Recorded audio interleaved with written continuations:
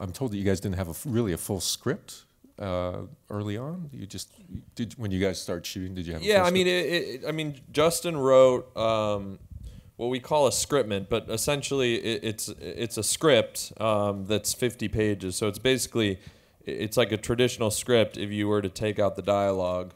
So everything is. I mean, if you see the film, obviously it's not. It's very structured. It's not sort of like, oh, let's try this out. You know, it was like very detailedly written, and then while we were on set, Justin would script pages for the next day. But we liked the idea of going into it with a lot of improv, just because we really worked on these characters and made sure that we kind of understood them and their history, and we felt like having improv bring this sort of natural, very organic kind of relationship banter worked really well. And then once Justin kind of got a sense of where we were all going with the dialogue, he would script stuff for the next day. So originally it was just going to be the scriptment, and the whole movie was going to be completely improvised, and we didn't realize, like, obviously if we knew that I was going to be scripting pages on set, I would have, there's no reason to do that on set. I would have done it before while we were prepping.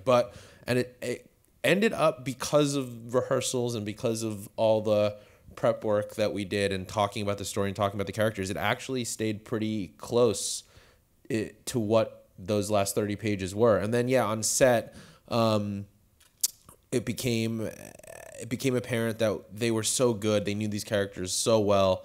They were so great at improvising that I think if anything, what I brought to it on set was just pacing, because they're, like Charlie said, it's so intricately plotted and there are so many scenes that they didn't have the freedom, if there were less scenes, to be like, oh, we could riff for 30 minutes and find the scene. Like, if the scene's meant to be a 2-minute scene, we're wasting time if we're spending 40 minutes riffing. So where I think I was useful was, even if they didn't use the dialogue, from a pacing standpoint, it was sort of like, okay, this scene is 2 pages long and this is our starting off point, and the first 4 or 5 lines, we kind of have room to play between these lines, but by line 6, I need to say this bit of information to pivot into the next scene so the next scene makes sense. So it was a lot of, like, sort of puzzle connecting. I did really respond to, as a director, I really cared about stories with characters, and that were sort of character driven, and I really do care about performance, and I'm sort of that over, Justin's much more about the plotting and kind of structure of everything, and I'm sort of like, I want to focus on performance. And so going into this, I think this film really lent itself to having both, which was great. And then, so in terms of our actors, we developed the story with Mark.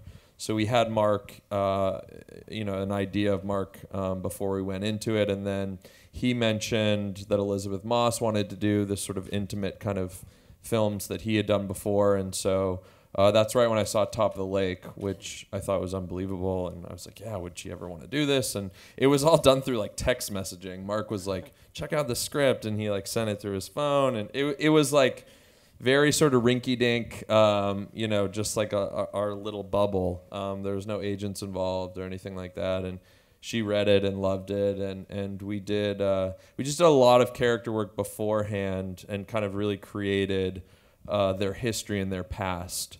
And some of it came through in the film, but most of it was just so that they understood their characters and kind of had that going into it, because a lot of this is sort of the baggage that comes with a history of your relationship, and so we really wanted to create that, and I think we were able to do that. I didn't know that my scripts are not meant to be read over the phone. I didn't know that. I'm just kidding. The types of movies that we sort of respond to, that we try to make, that we're developing another script now that will hopefully be our next movie. It's basically taking what could conceivably be a studio big high concept idea, but telling it in a very different way than you're accustomed to telling it. And I think what that is finding the honesty of it and keeping it about people and how they react to something, not the big version. Because with a premise like this, there's a temptation to not necessarily make it broad, but like make it bigger. And he was very, very, from like page 1, Charlie's imprint on it was, it's got to feel real and it's got to be grounded. And what that ended up doing, for me personally, from a story perspective, is as long as that stuff is grounded and honest and real, you could take the concept as far as you want.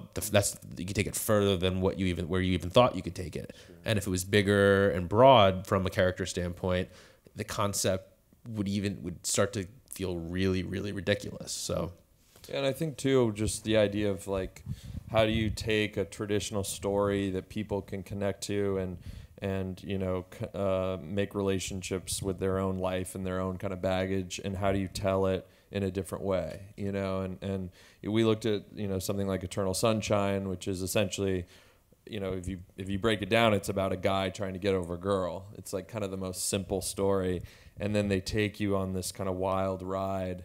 And because of that, I think we connect to that film more so than we would if it was just a kind of traditional narrative. And so I think going into this, we were thinking, you know, we had the restrictions of budget and, you know, we're basically shooting in one location, but we're like, how do we tell a story that people can connect to, but also, you know, have it be something that people talk about as, you know, this is a totally different thing that I've seen before.